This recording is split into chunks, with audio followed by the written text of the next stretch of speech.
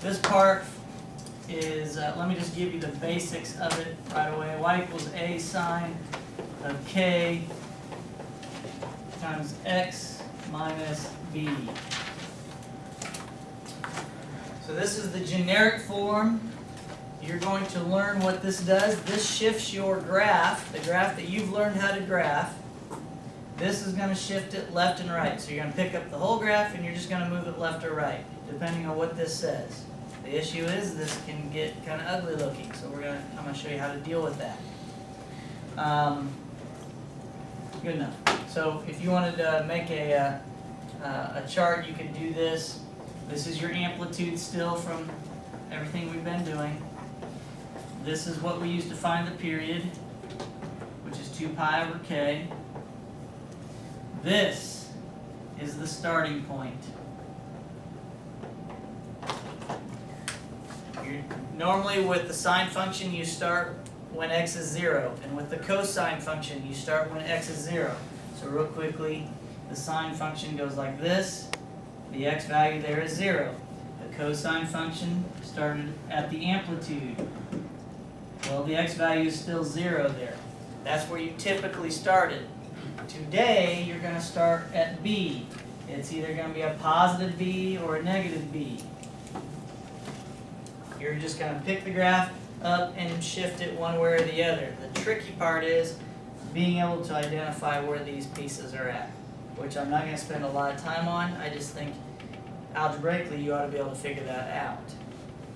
I'm more interested in, can you get the graph right? Is it flipped over? Is it stretched horizontally, vertically? Do we have it stretched? Or does it shrink? And then can you shift it left and right the right direction? Okay? So that's what that part is. Now, that's the beginning of your interval. The interval is the beginning point and the end point. It's not the period. Okay? If you want to know what the period is, you take 2 pi over k. But that period is as well is the ending point minus the beginning point. And remember, the period is the distance from the beginning to the end.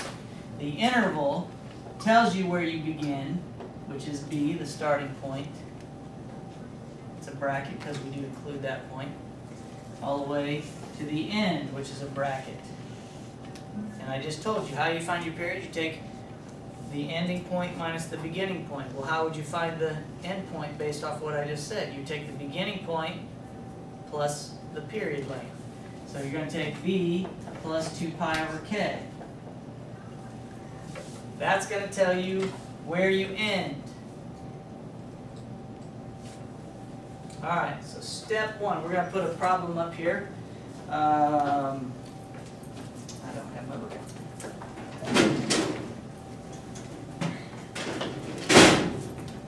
I think we'll do number 30. Let's see what we got here. Let's start with a couple easy ones.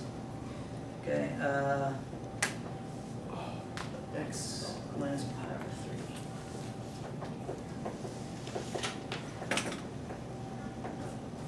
3. Okay, step 1. Amplitude. I don't think I put that 2 in there. No. Sorry. 2 sine of x minus pi over 3. Sorry. We'll get to the point where we have a number in the k position.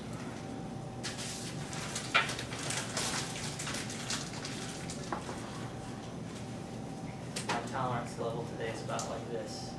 Just let you know. Okay? Amplitude. What is the amplitude in this case? 2. Alright, great. Amplitude is 2. Step 2. What is k? K is necessary because we want to find the period.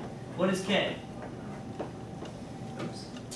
Yeah, k is this right here, which in this case is 1. So the period, we use the formula 2 pi over k. So what is the period? 2 pi in this case. Alright, so I'm going to slow down and then we'll add more to this. We have 5 or 6, maybe 7 different steps we can do to do this correctly. identifying all this stuff is important. I'll write 3 on here because we're going to need it, but right now we don't. The coefficient for x has to be 1. Is the coefficient on the x 1? What's the coefficient? 1. Okay. If it's not, and we'll do 1 here in a little bit. If sorry. Thank you. All of them? Okay.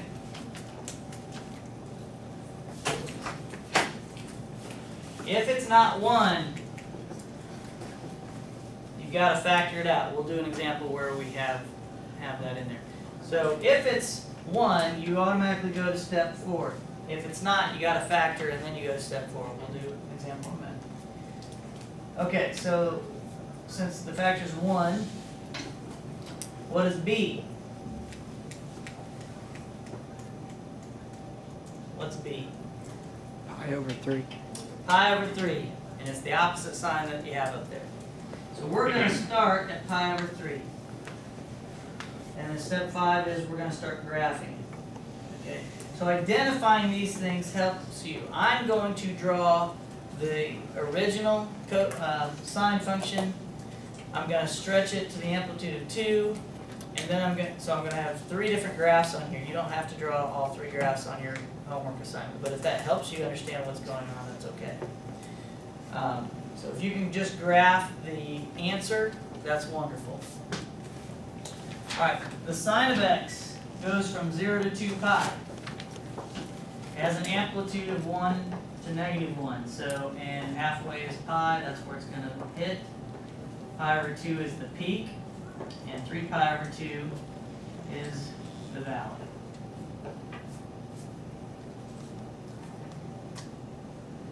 That's the sine function. That's basic y equals sine of x. The amplitude stretches it to 2 and -2. I'm going to go ahead and redraw it with the correct amplitude.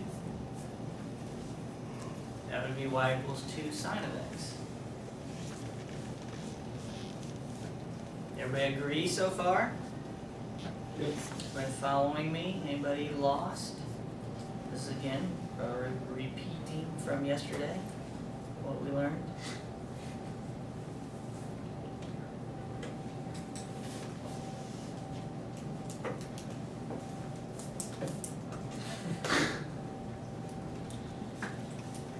There could be some more board races later. Alright. What's the period? That's one thing we've not changed.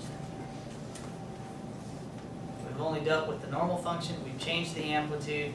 Is the period the same, or has it changed? Jeez. It's the same. So I don't need to lengthen it or shrink it.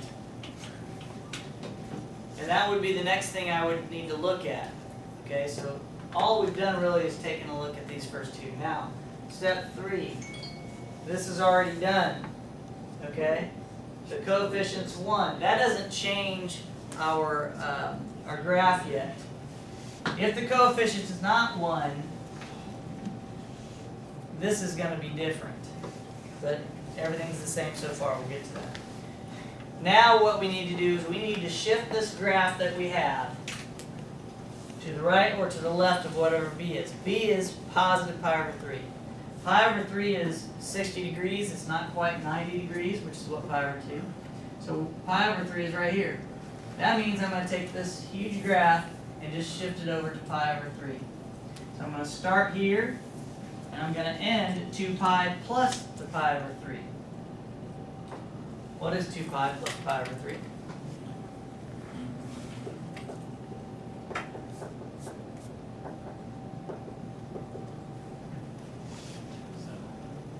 Thank you. 7 pi over 3. I'm going to end there. Alright. So what is pi plus pi over 3? Because I need to know where it's going to cross the x-axis.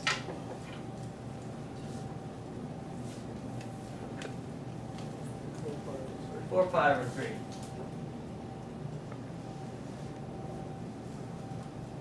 Okay. I didn't quite draw it high enough, but you get the point. You should be able to tell me what this point is, what the valley x value is.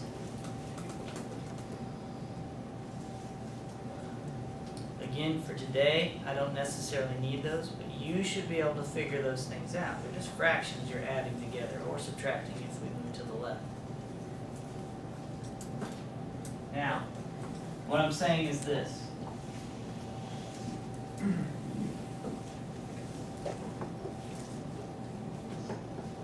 Pi over 3, 7 pi over 3,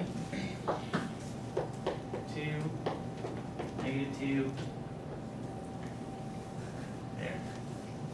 That's all you needed. Okay. You should be able to tell me what these values are. Today I'm not worried about that so much. Okay. The more you give me detail, the better you're going to get into these trig functions, okay? Alright, let's do another one. I'm going to do a more difficult one here. Number 38.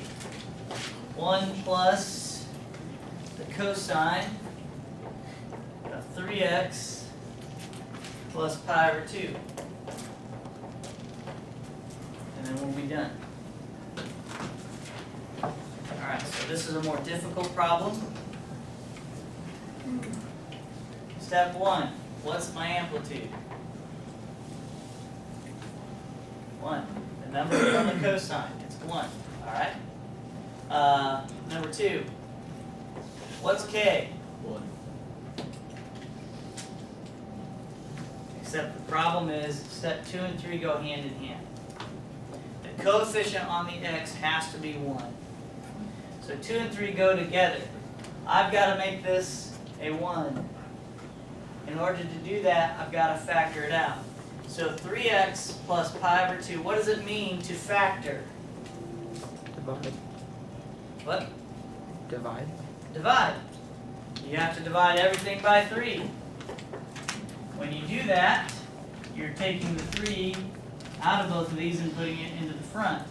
So this is going to be 1 plus the cosine of 3 times whatever's left in the parentheses. 3 over 3 is 1. 1 times x is x. That's where the x comes from. The 3 is now in front. K is 3. What is this? This is pi over 2 times the reciprocal of the bottom. 1/3. So what is that? Pi over 6. B is negative pi over 6. You can't find the period unless the coefficient on x is 1. Once you get it there, then you can get k. So what is the period? 2 pi over 3. So instead of going all the way to 2 pi, which is 360 degrees, we've shortened it to 120 degrees, 2 pi over 3. Okay? So we're scrunching this cosine function into a smaller area. What's this do? Well, it picks the whole picture up and moves it up 1. It doesn't stretch it, it moves the whole thing up 1. This stretches it to 3. My amplitude is 3. Okay? Now that you have these pieces, we can work on graphing. So just remember, cosine, I'm just going to draw the general function up here, okay?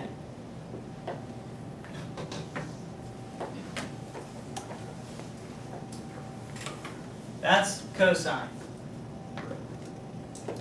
But what we have here is my amplitude is 3. Instead of starting at 3, it's going to go up at 4. Instead of going all the way down to negative 3, it's only going to go down to negative 2. okay?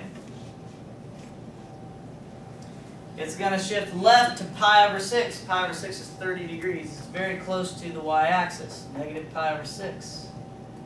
We're going to start right here, left of the y-axis, because we're shifting this over to the left. This goes to the left by pi over 6. The amplitude stretches it by 3, and we move the whole thing up by 1, and we scrunch it down into an area that's from negative pi over 6 to the ending value. How do I find the end value? I got to take negative pi over 6 plus the period. 2 pi over 3. I got to get a common denominator. Negative pi plus 4 pi. Negative pi plus 4 pi. 3 pi over 6. What's 3 pi over 6? Pi over 2.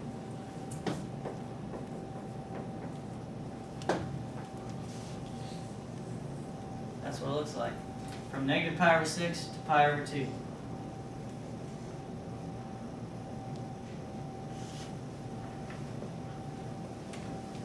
Again, you ought to be able to tell me where these values are.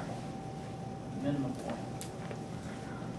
But for tonight, you don't have to. But you need to be able to do that. Okay? Identify what all the pieces are. You got to make sure this is a 1. You just do that before you even start. And then put the pieces together. Stretch it. Whatever you got to do. Shrink it and shift it. If you have to put multiple graphs on one graph, then do that.